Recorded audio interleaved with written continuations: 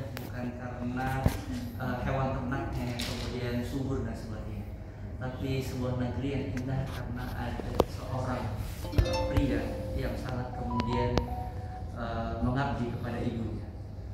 Uwais Al-Qarni adalah orang yang kemudian dicatat sangat indah oleh Rasulullah baginda kita Nabi Muhammad SAW sebagai profil laki-laki yang mengabdikan hidupnya untuk ibunya. Laki-laki yang biar nggak putus maksudnya. Laki-laki yang kemudian Rasulullah sampaikan sebagai penghuni langit, bukan orangnya tinggal di bumi, namun statusnya penghuni langit. Mungkin Bapak Ibu pasti sudah tahu bagaimana ceritanya. Namun semoga hanya mempertegas tahu Bapak. Orang belum Pak, jangan sotoy Pak. Yaitu Bapak dan Ibu, insyaallah Allah Subhanahu seorang anak muda yang lahir sebagai seorang yatim sama tidak jauh berkisah seperti Rasulullah. Namun Uwais Al-Qarni adalah seorang anak yang tidak beruntung dengan kemudian kehidupan yang layak. Orang yang kemudian bisa dikatakan tidak layak hidup kemudian berdua bersama ibundanya. Setiap hari ke ladang, kemudian mengurusi beberapa hewan ternak milik orang lain. Sampai kemudian Islam pun masuk ke kota Yaman atau ke negara Yaman hari ini. Kemudian Uwais Al-Qarni sambil kemudian beliau mendengar seorang pria yang kemudian membawa wasilah agama Islam ini ke semua penjuru, yaitu baginda Nabi Muhammad SAW melalui lisan orang-orang yang kemudian pernah pergi ke Makkah ataupun kemudian menjumpai beliau ke Madinah. Uwais Al-Qarni kemudian mengenal bagaimana kemudian ada seorang profil yang sangat indah lisannya, sangat indah perangainya, sangat indah tingkah lakunya, yaitu baginda Muhammad SAW. Hingga kemudian beliau pun mendengar bagaimana Islam menjalani kehidupannya untuk kemudian memuliakan seorang wanita, yaitu ibu. Tumbuh cintanya semakin besar kepada baginda Nabi Muhammad SAW hingga kemudian keinginannya memuncak, ingin sekali bertemu dengan baginda Nabi kita Muhammad SAW. Seiring berjalannya waktu, ibu pun semakin menua. Hidup hanya berdua, kemudian mengandalkan bagaimana mereka berladang, mengandalkan bagaimana kemudian perahan susu untuk kemudian kehidupan panjangnya.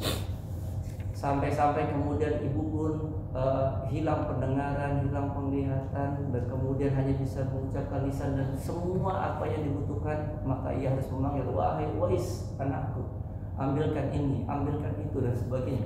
Hingga Uwais pun tak mampu lagi untuk mengucap, ya ibu, aku ingin bertemu kasihku ya Allah, yaitu baginda Muhammad SAW. Namun dia tahu ada seorang wanita yang begitu mulia yang harus dia jaga, yaitu ibu. Singkat cerita, kemudian ibunda pun menginginkan pergi ke kota Makkah untuk berhaji bersama. Namun kehidupannya yang miskin tentu ini mempersulit beliau untuk kemudian pergi ke sana dengan mudah. Kota Tarim begitu jauh dengan kota Makkah dan Madinah. Entah apa yang harus kemudian Uwais keluarkan untuk kemudian bisa mengatakan ibunda untuk pergi haji. Dengan uang yang terbatas, Uwais kemudian berpikir, apakah saya bisa menggendong ibuku untuk kemudian sampai ke kota Makkah untuk berhaji?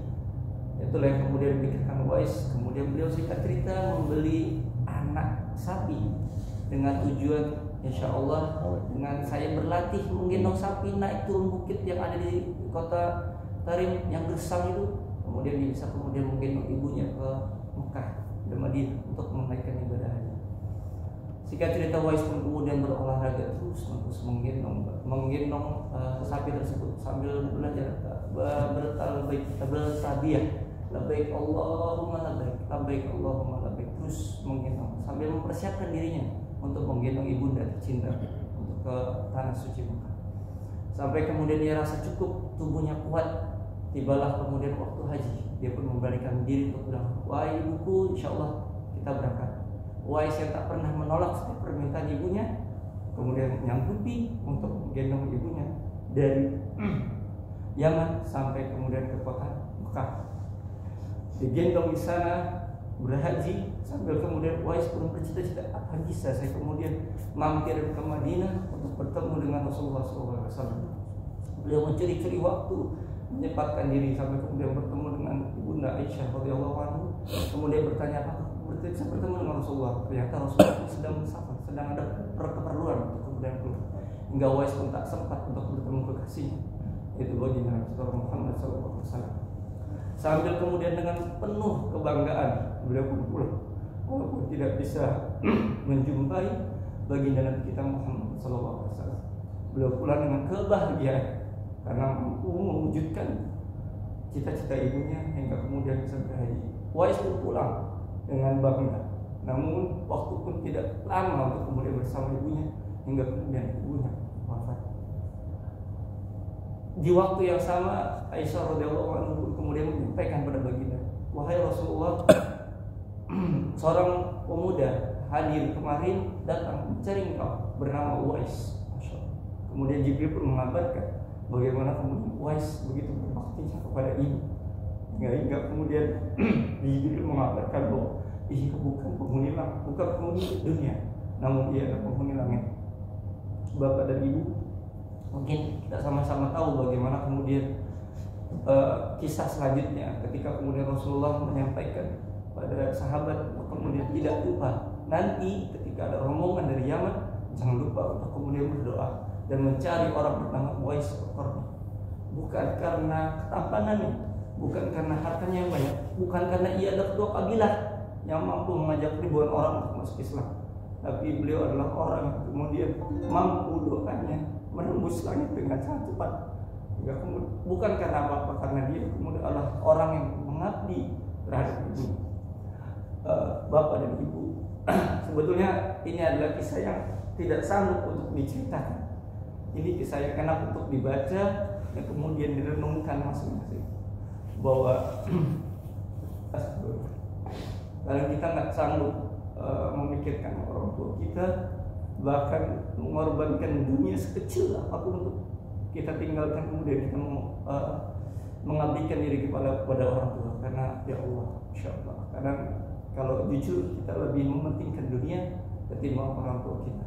Kemarin Pak Yun sudah sampaikan bahwa kalau orang tua kita mengasihi kita karena ingin kita hidup, namun kita adalah orang-orang yang mengantarkan beliau wafat. Alangkah buruknya kemudian ketika kita mengantar wafatnya namun dalam keadaan yang sangat buruk, bahkan kemudian mengabaikan orang tua kita.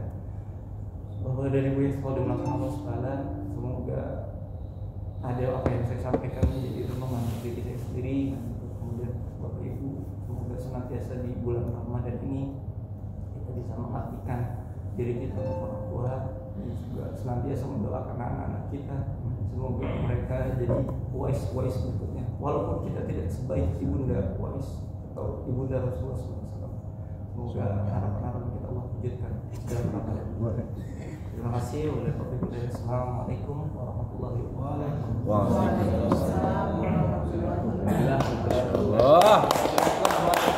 Allahu Akbar. Maka Pak Ustadz Yon ini menginspirasi beliau untuk melanjutkan dan menggunakan kulturnya yang kemarin. Itulah Bapak Ibu, bahagialah dan bergembiralah bagi Bapak Ibu yang masih ada ibunya, yang masih ada ayahnya. Itu adalah kunci pintu surga kita. Mumpung mereka masih ada, bahagiakanlah mereka. Kalau kami yang udah nggak ada, paling hanya bisa doa. Karena itu Ramadan tahun ini mudah-mudahan adalah Ramadan yang bisa membuat mereka bahagia, membuat mereka gembira dengan apa yang bisa kita berikan kepada mereka. Sesungguhnya orang tua itu gak pernah